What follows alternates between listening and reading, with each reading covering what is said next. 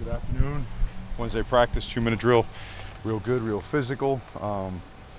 Came out ready to work and to practice, and just got to keep our foot on the gas, keep getting better, keep emphasizing the details to make us better. We have lots of improvement to make. Feel like we have made some this week and still have a lot more to, again, to take that next step as a team, and we're looking forward to seeing our fans on Saturday. Looking forward to that place being loud, rocking, having a bunch of our people there, packing it up. So, questions, please. Is there a decision on QB2 and the backup quarterback? Yeah, we have it in-house. We'll release that come closer to game time. Will Robbie or Jalen change numbers this week? We'll release that closer to game time. Ryan Locke referred to the offensive line as kind of a ragtag group, JUCOs, former walk-ons. That was his words. How would you describe this group, and especially the performance they just had? Oh, just real deal competitors. Everything's really important to them. Being good teammates are important to them. Being early to do everything, max effort, doing it the right way, treating people right. This team, our culture, the organization, the right kind of guys, and they're tough. They fight through the things that typically knock guys out of practice or games. They fight through. So happy with not happy, that's a bad word. Enthused by their continued progress and the fact that they have no desire to be praised. They just want to keep getting better and better. And Coach Mirabal, he's the best in the business, doing a great job with those guys. There's a lot of attention on this team, the highest ranking in a while. How has this team been able to kind of flush last week and get better and focus on what they have at hand this week? I think we have a pretty good way of doing that, bringing them back to earth if they're feeling that way. We know it is what it is. There's going to be a lot of noise and attention and talk surrounding something like when it happens last week. You don't shy away from it and you don't ignore it, but you make sure that the main thing continues to be that. The whole 1-0 mantra has been our thing from the beginning.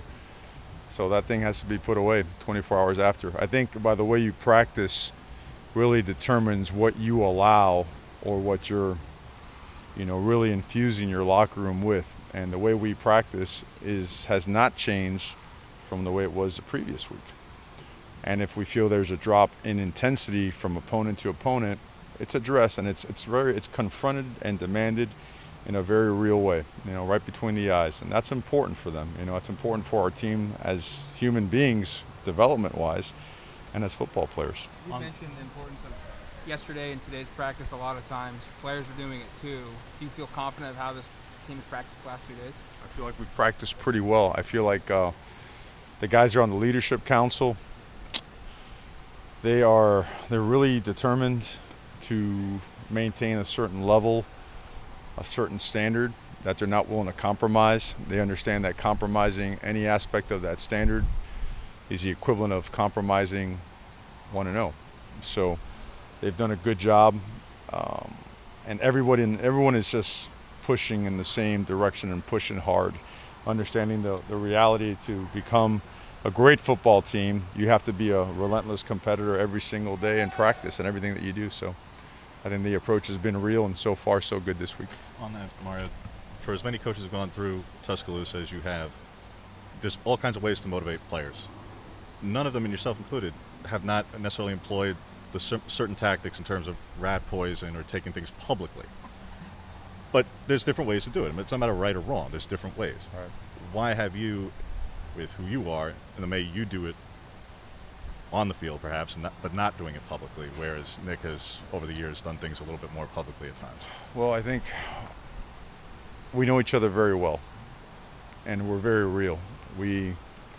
Our team knows that every day when they come out to practice that nothing but their very best is expected, and that myself, the coaching staff, the leaders on the team are coming 100 miles per hour right at them. And you ain't coming with that same speed, attitude, and intensity, you're going to feel it. You're going to feel it to the point where you got to bring it as well. You learn a lot at different stops. I learned a ton over there, a ton. But we implement things in the way that we feel fits our program and being ourselves. Of course, there's a lot of things you copy or you bring over and apply, you implement. But our approach to things are so direct, so blunt, so between the eyes that we feel it's effective. Let's go find out Saturday if it is. Keith Brown's a guy that got a lot of action because the linebackers were a little banged up. How did you feel he responded on Saturday and kind of what you saw from him in that game? Impressed with him from a physicality standpoint first and foremost. The moment wasn't too big because you look right away, see if a guy lines up, right? Guy gets a signal and it's noisy and he lines up completely opposite to where he's supposed to, you know, well, okay, it's too big of a moment.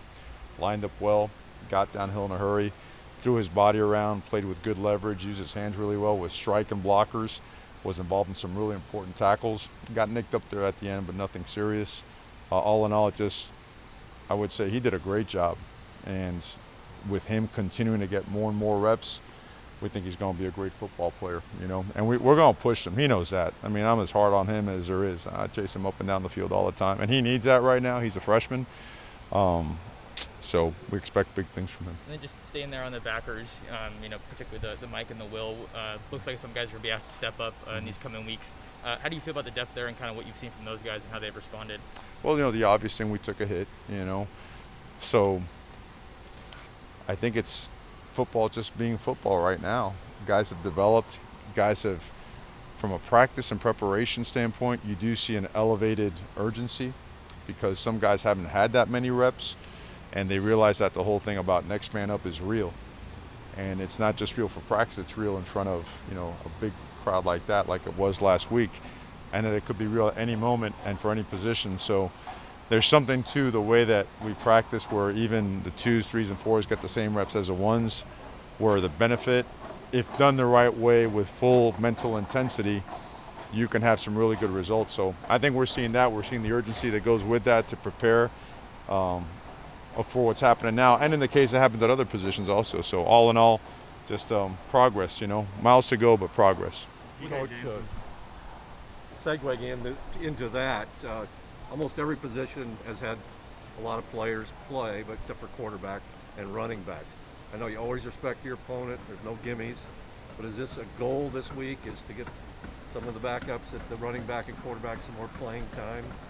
I think the goal should always be to play the guys that have earned the playing time. That's what it's always going to be. And like you mentioned, always making sure that you respect every opponent and understanding that if you're not at your best, you can be beat. So right now, that's our approach, has always been our approach, is making sure that we're getting the guys on the field that have earned it. It's not a privilege, you know, it's not somebody's right. It's someone's duty and obligation to earn that time throughout camp, the course of the week, etc. And we're going to go with that approach.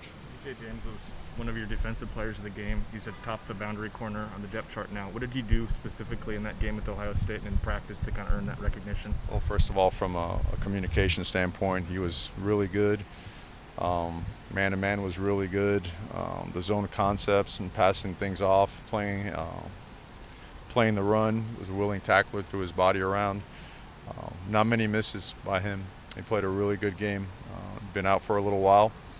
That's on him. He understood that, and he came with nothing but a humility about him that had him working hard and earning that opportunity, and he took full advantage of it and has put himself in a great position going into this week. With Last question.